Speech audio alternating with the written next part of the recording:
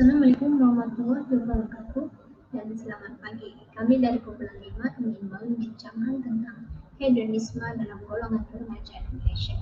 Terlebih dahulu, saya ingin memperkenalkan ahli kumpulan saya, yaitu Bu Marta Sitwan, Nur Syahira Matnur, Nur Faila Dalim, dan saya sendiri, Nur Ain binti Jibrin. Sebelum saya pergi kepada definisi hedonisme, saya akan memberikan pengenalan tentang topik hedonisme. Apakah yang dimaksudkan dengan hedonisme? Golongan ini beranggapan bahwa kesenangan atau kenikmatan adalah merupakan tujuan akhir hidup. Oleh itu, mereka memilih kebahagiaan sebagai langkah untuk mencapai kesenangan. Mereka juga berpendapat bahwa tindakan yang baik adalah untuk kenikmatan dan kepuasan diri. Hedonisme merupakan isu sosial yang sedang tersebar di negeri ini. Boleh dikatakan, banyak pihak yang menentang gejala hedonisme ini karena ia merupakan satu perkara yang negatif terhadap masyarakat, terutamanya golongan remaja. Anak muda zaman sekarang terlalu mengikut gaya barat yang berpegang dengan falsafah hedonisme dan menyebabkan anak muda pada zaman kini malas dan hanya ingin keseruan. Seterusnya, saya akan menerangkan definisi hedonisme. Hedonisme adalah pegangan atau pandangan hidup yang mementingkan keseronokan atau kesenangan hidup. Istilah hedonisme ialah cantuman antara dua perkataan, yaitu hedon dan ismi. Perkataan pertama, yaitu hedon, merupakan istilah Greek yang bermaksud kesenangan atau keseronokan. Dan maksud perkataan kedua ialah ismi, dijelaskan sebagai akhiran asing kepercayaan, gerakan politik atau keagamaan, sikap serta perlakuan. Assalamualaikum warahmatullahi wabarakatuh. Seterusnya saya akan meneruskan perbincangan mengenai objektif kajian yang kami sediakan. Okey, objektif kajian kami yang pertama adalah untuk memahami maksud hedonisme agar dapat membantu saya dan ahli kumpulan untuk membuat kajian ilmiah dengan lebih jelas dan betul. Seterusnya, objektif kajian kami yang kedua adalah kajian dilakukan untuk mengkaji sejarah kemunculan budaya hedonisme di samping untuk mengkaji tentang tokoh-tokoh yang mengetengahkan fahaman hedonisme. Seterusnya, yang ketiga adalah untuk mengetahui tentang kesan daripada perkembangan budaya hedonisme terhadap masyarakat. Dan yang terakhir, objektif kajian kami adalah untuk mengkaji cara mengatasi budaya hedonisme yang semakin menular dan berkembang di dalam kalangan masyarakat. Okey, selain itu, saya akan meneruskan lagi perbincangan mengenai sejarah kemunculan fahaman hedonisme. Hedonisme sering dikaitkan dengan pemikiran Yunani purba. Kewujudan fahaman hedonisme dapat dibahagikan kepada dua peringkat zaman, iaitu fahaman hedonisme pada zaman Yunani sekitar abad 625 sebelum Masihi sehingga 545 sebelum Masihi. Dan fahaman hedonisme pada peringkat yang kedua adalah pada zaman kebangkitan Eropah ataupun dikenali sebagai zaman Renaissance, iaitu sekitar abad 14 hingga 17 Masihi. Okey, pada peringkat awal, kehadiran para ahli falsafah di zaman Yunani, mereka lebih memfokuskan kajian pemikiran pada kejadian alam. Ia bermula sejak kemunculan ahli falsafah Thales hingga ke zaman Pythagoras. Walau bagaimanapun, pemikiran mereka mula berubah apabila munculnya ahli falsafah lain, iaitu dikenali sebagai Democritus. Kemunculan Democritus telah membawa kepada perubahan pemikiran dan memperkenalkan fahaman pemikiran hedonisme. Hedonisme menurut beliau bermaksud kesenangan hidup manusia itu boleh dicapai dengan tidak terlalu tinggi tujuannya hingga tidak boleh tercapai oleh keupayaan diri mereka sendiri. Selain itu, kesenangan hidup menurutnya lagi bukanlah daripada luaran sahaja, malah harus bersesuaian dengan akal manusia. Ini kerana kesenangan pada fizikal ianya hanya sebagai alat bagi berkembangnya intelek akal manusia. Selain itu, akal menurutnya merupakan sebuah permulaan dan pengakhiran kehidupan kerana sesiapa yang hidup bertunjangkan akal pasti hidupnya akan tenang dan selamat. Seterusnya, sejarah kemunculan fahaman hedonisme pada zaman kebangkitan Eropah ataupun dikenali sebagai zaman Renaissance. Fahaman hedonisme kembali wujud setelah beberapa abad Islam menaklukkan dunia dan pada pemerintahan Khalifah dan Empayar Islam. Di Eropah ketika itu, masyarakat dikongkong oleh gereja sehingga mereka dipengaruhi untuk meninggalkan hal ehwal dunia kerana perlu menumpukan perhatian kepada kerja-kerja ibadah. Ini menyebabkan munculnya golongan reformis barat yang bangkit menentang pihak gereja yang melakukan penindasan terhadap masyarakat dan tindakan penyelewengan oleh mereka. Pada era kebangkitan barat ketika itu, wujud juga gerakan liberalisme yang diketuai oleh Martin Luther membawa kepada munculnya budaya hedonisme. Akhir sekali, kebangkitan Eropah telah membawa kepada pembebasan individu dari segi agama, penulisan, kebudayaan serta kesedaran dan pencapaian yang cemerlang dalam bidang sastra dan sains. Sekian, terima kasih. Seterusnya, saya akan menerangkan tentang tokoh-tokoh hedonisme. Menyoroti sejarah, hedonisme sering dikaitkan dengan pemikiran Yunani purba.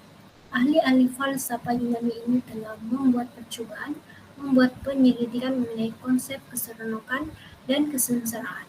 Majoriti ahli falsafah purba mempunyai teori tersendiri mengenai konsep ini. Antara mereka yang menghasilkan penulisan mengenai konsep ini termasuklah Democritus, Plato, Aristoteles, Socrates, dan ramai lagi. Beberapa orang tokoh hedonis Yunani telah membahaskan mengenai keseronokan dan kesengsaraan atau kesakitan. Antaranya ialah Democritus, Aristippus, Epicurus, Jeremy Bentham, James Mill, dan lain-lain. Aristippus dan Epicurus merupakan pengetua sekolah pemikiran falsafah yaitu Cyrenius dan Epicurus. Mereka telah menggariskan keseronokan dan kesengsaraan sebagai konsep penting dalam sistem pengajaran mereka. Kedua orang tokoh ini merupakan perintis kepada pahaman hedonisme. Oke, saya akan menerangkan tentang Aristippus. Aristippus merupakan ahli falsafah Yunani. Beliau juga merupakan anak didik Socrates yang berasal dari Cairo, Libya. Selepas Aristippus mengadakan hubungan dengan Socrates, beliau juga telah mengasaskan sekolah Cyrenius selepas wafatnya Socrates. Menurut beliau, memahami kesenangan sebagai kepuasan dari kebutuhan dan keinginan tanpa memperhatikan peraturan yang membatasi. Walaupun kesakitan merupakan suatu pengalaman yang kurang menyenangkan, beliau tidak menafikan bahwa keadaan sakit adalah untuk mencapai keseronokan. Walau bagaimanapun pendapat beliau, Aristippus ini berbeza dengan pandangan Epicurus yang menafikan keujalan kesakitan bagi mencapai keseronokan. Menurut beliau, memakai sebagai kepuasan dari kebutuhan dan keinginan tanpa memperhatikan peraturan yang membatasi. Seterusnya, Epicurus, ahli falsafah Yunani. Beliau juga seorang yang bijaksana dan merupakan pengasas sekolah falsafah Durkheim. Menurut Epicurus, ketiadaan kesakitan dalam badan dan kejiwaan adalah merupakan keseronokan. Pendapat beliau adalah bercanggah dengan pahaman ahli falsafah yang lain. Beliau menekankan isu keseronokan bahwa yang baik itu akan mendatangkan kesenangan dan yang buruk itu adalah punca pada diri sendiri.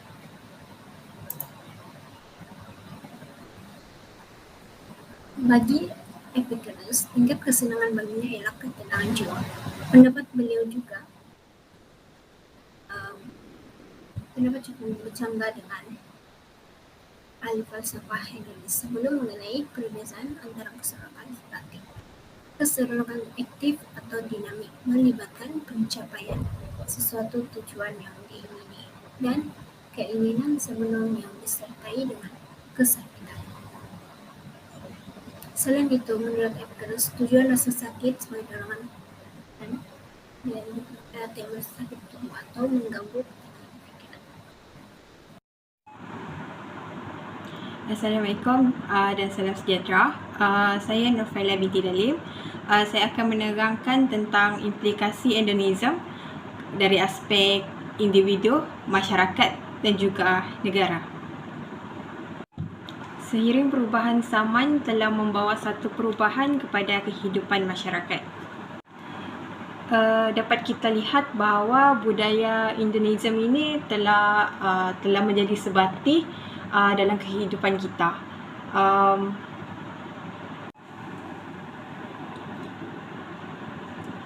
Setiap sesuatu perkara yang dilakukan secara berlebihan mampu memberikan kesan yang sangat besar dalam jangka masa yang panjang.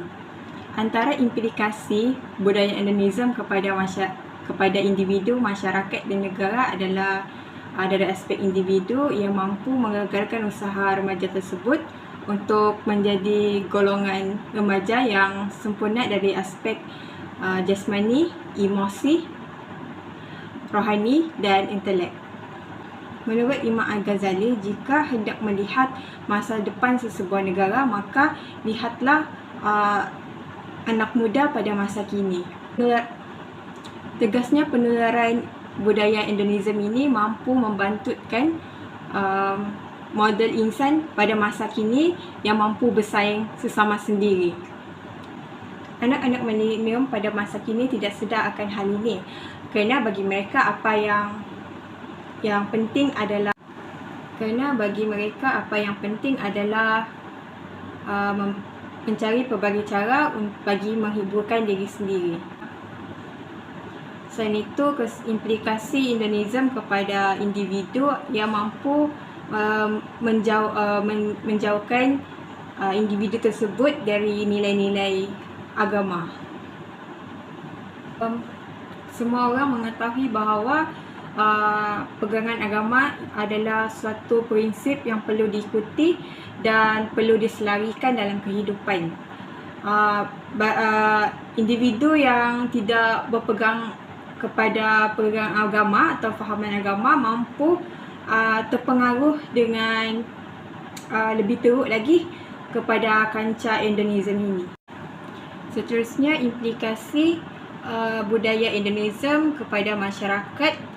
Menurut kajian yang telah dilakukan oleh Syahidah Hamzah dan juga rakan-rakannya menyatakan bahawa implikasi endemism ini kepada masyarakat mampu meningkatkan berlakunya kegiatan jenayah dan seperti meragut, merompak, mencuri dan sebagainya. Mereka berkelakuan dari luar daripada jangkaan kerana mereka terdesak untuk mendapatkan material bagi memenuhi kemahuan bagi mendapatkan sesuatu. Di situ mereka melakukan kegiatan jenayah seperti yang telah disebut sebentar tadi. Akhir sekali, implikasi budaya endemism kepada negara ia mampu menggagalkan usaha kerajaan untuk melahirkan golongan belia yang berprinsip dan berilmu pengetahuan.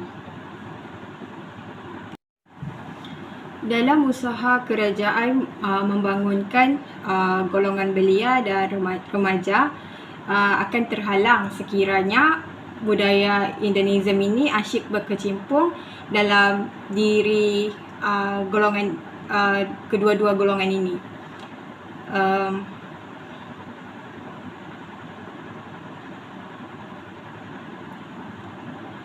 Dapat kita tegaskan bahawa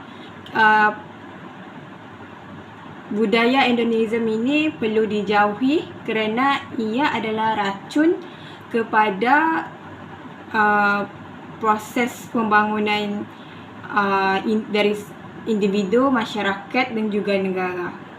Sekian, terima kasih. Assalamualaikum dan selamat sejahtera saya ucapkan. Saya Muhammad Faiz Ikhwan bin Ali Hasan dari kelas HM2421A1.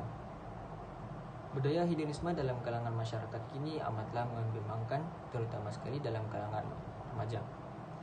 Namun begitu, budaya hedonisme ini semestinya masih mampu diatasi dengan pelbagai cara. Antaranya ialah dengan melatih jiwa untuk menetapkan akidah. Akidah ini bagaikan lilin yang menyala dalam hidup kita. Apabila ditiup angin pasti akan malap. Oleh itu kita haruslah sentiasa memeliharanya dengan kerap membaca dan memahami isi kandungan Al-Quran. Kerap membaca Al-Quran ini pasti dapat memelihara diri kita dari perbuatan maksiat. Selain itu juga mendengar ceramah agama. Zaman kini banyak platform yang kita boleh gunakan untuk mendengar ceramah, tidak kira secara bersemuka ataupun dalam media sosial. Ceramah-ceramah agama ini dapat menjawab persoalan yang sering menjadi tanda tanya kepada kita semua. Seterusnya, sebagai ibu bapa haruslah memberi perhatian sepenuhnya kepada anak-anak, yaitu dengan menasihati, memberi semangat dan sentiasa memberi sokongan sepenuhnya terhadap anak-anak. Selain itu, sentiasa memperhatikan perilaku anak-anak. Jangan terlalu membiarkan anak leka dengan kelalaian dunia. Bahkan, ibu bapa juga perlu menegur dengan cara yang sesuai atas perilaku anak yang tidak berfaedah mengikut peringkat umur mereka. Contohnya, cara menegur anak remaja berbeza dengan cara menegur anak di bawah 12 tahun. Cara ini dapat mengelakkan anak daripada memberontak. Selain itu juga pihak kerajaan wajar mengambil tanggungjawab dalam mengatasi budaya hedonisme ini. Kita sudah maklum banyak kes yang tular di kaca TV dan media sosial yang melibatkan aktiviti haram. Oleh itu, usaha yang boleh dilakukan bagi membasmi aktiviti ini adalah dengan memperkuat kesakan undang-undang, iaitu dengan menambah baik jumlah denda atau kompaun atas kesalahan berat yang dilakukan. Hal ini dapat menjadi peringatan dan amaran awal jika melakukan kesalahan yang melibatkan aktiviti haram. Seterusnya ialah pihak kerajaan juga haruslah bijak menjadi pemantau kepada aktiviti haram dalam dunia maya, yaitu dengan menyekat laman sesawang yang Kesimpulannya, berdasarkan huraian tersebut, maka jelaslah bahwa secara keseluruhannya keadaan di sekeliling kita yang semakin menjadi disebabkan pengaruh hedonisme. Apabila maksiat dan gejala sosial tidak terbendung, maka akan datang bala ombol seperti wabah penyakit menular, banjir besar, dan sebagainya. Konsep kebaikan dan kebahagiaan yang dibawa oleh hedonisme ini hanya berasaskan kepada keseronokan duniawi, serta penumpuannya kepada kebendaan semata-mata. Namun begitu, terdapat beberapa cara untuk mengatasi budaya ini. Dengan ini, budaya hedonisme ini dapat dikurangkan di dalam negara kita. Oleh itu, umat Islam perlulah merenungkan bahwa segala ujian dan dugaan ini adalah merupakan peringatan kepada manusia yang berterusan melakukan dosa dengan mengaitkan perintah Allah. Maka, umat Islam perlulah bertanding bahu, berpegangan tangan, dan memastikan penularan pengaruh budaya hedonisme yang merusakan jati diri umat Islam, terutamanya dalam kalangan pemuda pada masa kini, dapat dicegah sama sekali, menyelamatkan diri kita dan generasi umat Islam pada masa akan datang. Itu sahaja penerangan kami pada hari ini. Sekian, terima kasih.